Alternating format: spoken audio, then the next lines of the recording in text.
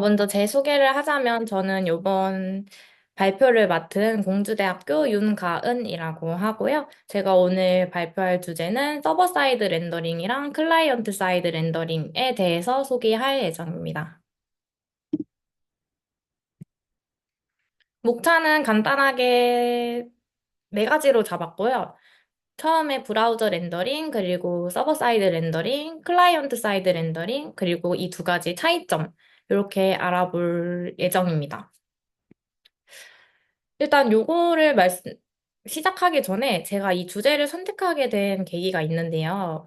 그 계기가 이제 제가 요즘에 리액트 하고서 넥스트 JS를 공부를 하고 있는데, 넥스트 JS가 이제 서버 사이드 렌더링 지원이 돼서 많은 개발자분들이 사용을 하고 계시다고 이렇게 알려져 있거든요. 그래서 요거를 보고, 왠지 이 두 가지를 비교해서 소개를 드리면 괜찮을 것 같다 싶어서 주제를 선정해보게 되었습니다. 그러면 서버 사이드 렌더링이랑 클라이언트 사이드 렌더링 쏘기 전에 먼저 브라우저 렌더링에 대해서 말씀을 드리려고 해요. 이런 식으로 엄청 어렵게 보여지지만 브라우저 렌더링은 이제 브라우저가 서버로부터 받은 요청에서 받은 내용을 브라우저 화면에 표시해주는 작업인데요. 즉, 브라우저가 이제 서버로부터 HTML이나 CSS, 자바스크립트 문서를 전달을 받아서 브라우저 엔진이 각 문서를 해석해서 브라우저 화면을 그립니다. 그래서 요 브라우저 렌더링을 크게 서버 사이드 렌더링이랑 클라이언트 사이드 렌더링 요 두 가지로 나눌 수 있는데요. 먼저 서버 사이드 렌더링부터 소개해 보도록 하겠습니다. 요 SSR이라는 게 서버 사이드 렌더링의 약자예요. 그래서 쉽게 말하면 이건 서버 쪽에서 렌더링을 해서 화면을 보여주는 방식입니다. 서버로부터 이제 완전하게 만들어진 HTML 파일을 받아와서 화면을 그리기 때문에 첫 화면 로딩 속도가 굉장히 빠른데요. 요렇게 이제 진행되는 순서를 사진으로 한번 가져와 봤는데 영어로 써 있고 딱 봐도 뭐라는지 모르겠어서 제가 해석을 좀 해와 봤습니다. 먼저 처음에는 사용자가 원하는 페이지를 서버에 요청을 합니다. 그러면은 이제 그 서버는 렌더링 가능한 HTML 파일을 만들게 되고요. 브라우저는 빠르게 HTML 파일을 읽을 수 있어서 화면은 렌더링이 된 상태이지만 아직 자바스크립트 파일을 읽지 않았기 때문에 조작은 불가능한 상태입니다. 이 다음으로 넘어가서 브라우저가 자바스크립트를 다운받게 되면 이제서야 유저는 컨텐츠를 볼 수 있고 이제 사용자의 조작을 기억합니다. 대신에 사용자가 조작을 할 수는 없어요. 그 이후 브라우저가 자바스크립트 프레임워크, 예를 들면 저희가 잘 아는 리액트 이런 거를 실행을 해주고요. 그 후에는 이제 기록된 사용자 조작도 실행이 되고 페이지 상호작용도 가능해집니다. 이 과정을 보면서 제가 의문이 들었던 점이 하나가 있는데 오, 다섯 번째 순서에서 사용자 조작을 기억하는데 사용자 조작이 안 된다는 게 무슨 말이지? 여기 무슨 말이냐면 이제 그때가 자바스크립트 파일의 완전한 로드 상태가 아니기 때문이에요. 죄송합니다. 자바스크립트 파일을 로드를 해야지 이제 사용자가 조작을 할 수 있는 상태가 되는 거기 때문에 조작을 기억한다는 거는 이제 HTML에서 제공하는 조작 같은 그런 것만 이제 할 수 있고, 직접적으로 자바스크립트를 사용한 동작 같은 거는 이제 사용을 할 수 없습니다. 그래서 요 서버 사이드 렌더링의 장점은요. 첫 번째로 이제 첫 페이지의 로딩 속도가 빨라집니다. 해당 첫 페이지에 해당하는 문서만 브라우저에 전달하여서 렌더링하기 때문에 클라이언트 사이드 렌더링보다 빠르고요. 두 번째로는 이제 SEO라고 검색 엔진 최적화가 가능한 게 장점입니다. 장점이 있으면 또 단점도 있겠죠? 단점 첫 번째로는 초기 로딩 이후 페이지 이동 시 속도가 CSR에 비해서 느리고요. 두 번째는 이제 깜빡임 이슈가 있을 수 있습니다. 왜냐면 매번 새로 고침해야 되기 때문에 새로 고침을 하면 화면이 깜빡거리잖아요. 이런 게 단점으로 있고, 세 번째로는 서버가 과부하가 옵니다. 왜냐면 모든 거를 서버에서 처리를 해서 렌더링 시키기 때문에 서버가 과부하가 올 수 있고, 이제 TTV나 TTI에 공백 시간이 생길 수 있다.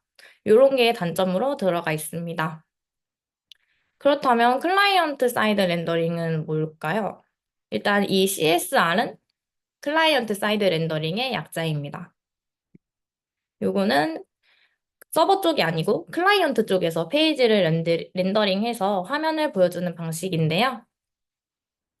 요것도 동작 순서가 사진으로 있는데 영어로 써 있고 어려워서 제가 해석을 해서 가져와 봤습니다. 먼저 사용자가 서버가 아니고 요거는 웹사이트에 요청을 먼저 보내게 되고요. CDN이 HTML 파일이랑 자바스크립트로 접근할 수 있는 링크를 클라이언트로 보내줍니다. 이때 여기서 CDN은 네트워크라고 보시면 편할 것 같아요. 그 다음에 이제 클라이언트가 HTML이랑 자바스크립트를 다운로드 받게 되고, 브라우저가 자바스크립트를 다운받습니다. 그럼 이제 다운받은 자바스크립트가 실행이 되면서 데이터를 위한 API가 호출이 되고요. 서버가 이 API로부터 요청에 응답을 해줍니다. 이제 이 API로부터 받아온 데이터를 플레이스 홀더 자리에 넣어주면 페이지가 상호작용이 가능해집니다. 그래서 이 클라이언트 사이드 렌더링의 장점은요, 먼저 높은 사용자 경험을 가질 수 있습니다. 이제 클라이언트 측에서 데이터를 받아와서 렌더링 하기 때문에 페이지 이동 속도가 빠르고 사용자 경험이 높습니다. 두 번째는 이제 캐싱이 가능하다는 점인데요. 클라이언트에서 캐시를 사용하여 적은 양의 데이터만 다시 요청해서 처리를 할 수 있습니다. 그리고 마지막으로는 서버 부하가 적습니다. 아무래도 서버에서 처리하는 게 아니고 클라이언트 쪽에서 처리하다 보니까 서버 부하가 적어지겠죠? 그렇게 하면 이제 단점도 또 있습니다. 이제 초기 로딩 속도가 느린 건데요. CSR은 이제 페이지를 렌더링하기 위해서 필요한 자바스크립트 파일을 다운받는다고 아까 말씀드렸는데요. 이때 자바스크립트 파일을 다운로드하고 데이터를 받아와야 합니다. 이래서 초기 로딩 속도가 아까 말한 서버 사이드 렌더링보다 늦어지고요. 두 번째로는 이제 SEO, 아까 말씀드린 검색 최적화에 불리합니다.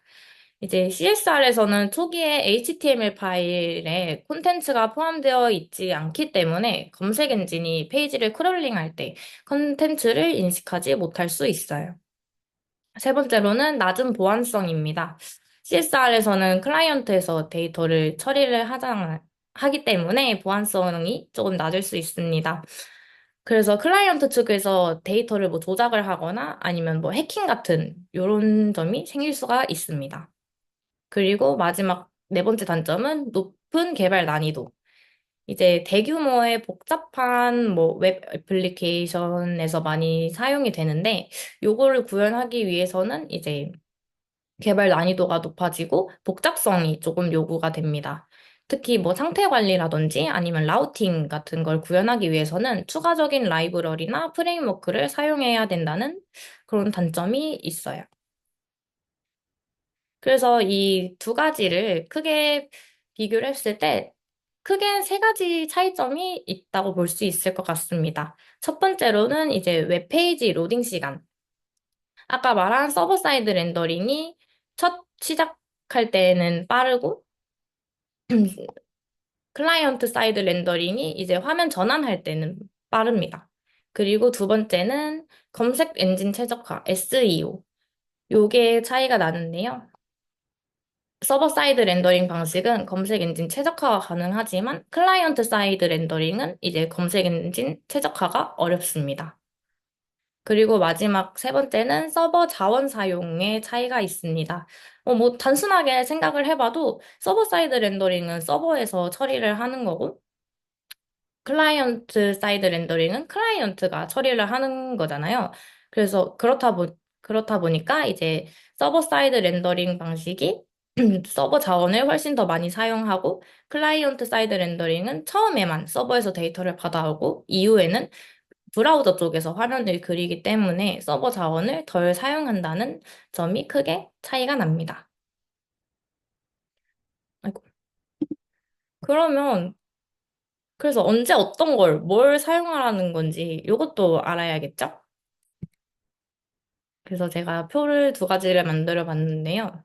서버 사이드 렌더링은 이제 네트워크가 느리고 검색 엔진 최적화가 필요할 때, 그리고 페이지 상호작용이 별로 없을 때 사용하면 유리하고, 클라이언트 사이드 렌더링은 네트워크가 빠르고 검색 엔진 최적화가 필요가 없고 페이지 상호작용이 많이 필요할 때 사용하면 좋을 것 같습니다.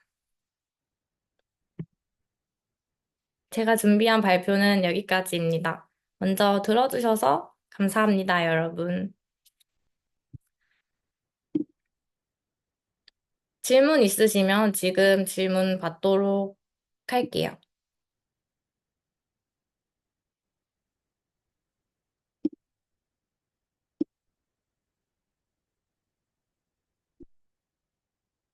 질문 있으신가요?